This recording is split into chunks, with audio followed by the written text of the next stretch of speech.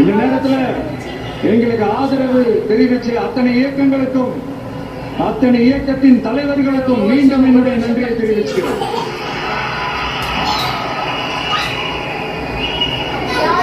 புரட்சி தலைவர் எம்ஜிஆர் அவர்களுடைய முதல் தேர்தலில் கூட இந்த அளவுக்கு ஒரு ஓட் பர்சன்டேஜ் வாங்கல அப்படின்ட்டு நிறைய பேர் சொன்னாங்க. ஆனா நீ டிவி கேட்க அவ்வளவு நீங்க ஆதரிச்சிருக்கீங்க. நான் எம்ஜிஆர் அவர்களோட எல்லாம் நான் கம்பேர் பண்ணல. எம்ஜிஆர் தான். ஆனா நாம பெரியார், அண்ணா, எம்ஜிஆர் அவர்கள் வழியில ஒரு அன்பா உழைக்க வந்த உங்க விஜய், அவ்வளவுதான். 1977 நீங்க போடாத ஓட்ட 2026 நீங்க போட்டிருக்கிறீங்க. இன்னும் ஒண்ணு, இன்னும் கொஞ்சம் அதிகமா ஆதரிச்சிருந்தீங்கன்னா கொஞ்சம் நல்லா இருந்திருக்கும்.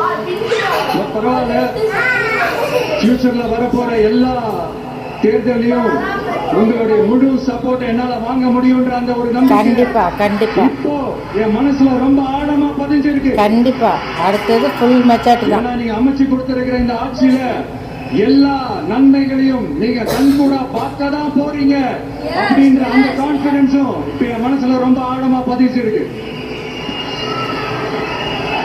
யார் எந்த நிலைமைக்கு எந்த பொசிஷன்ல போனாலும் இந்த கிண்டலும் கேலியுமா பேசுறது இருக்கதானே செய்யும்.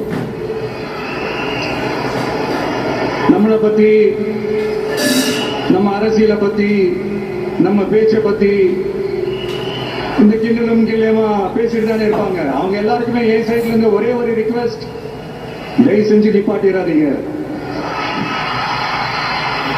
தயவு செஞ்சு கண்டினியூ பண்ணுங்க. நீங்க தான் என்னோட எனர்ஜி ஃபோர்ஸ். நீங்க பேசிக்கிட்டே இருங்க, பேசிக்கிட்டே இருங்க, பேசிக்கிட்டே இருங்க. நம் மக்களுக்கு தேவையான நல்லதை செஞ்சுக்கிட்டே இருங்க, செஞ்சுக்கிட்டே இருங்க, செஞ்சுக்கிட்டே இருப்பேன். அடுத்து இப்ப நம்ம புதுசா அந்த சூட் எல்லாம் போட்டு வரோம்ல, அதை பத்தி கூட நிறைய பேரு கமெண்ட் பண்றேன். ஏன் நாமெல்லாம் கோட் சூட் எல்லாம் போடக்கூடாதா?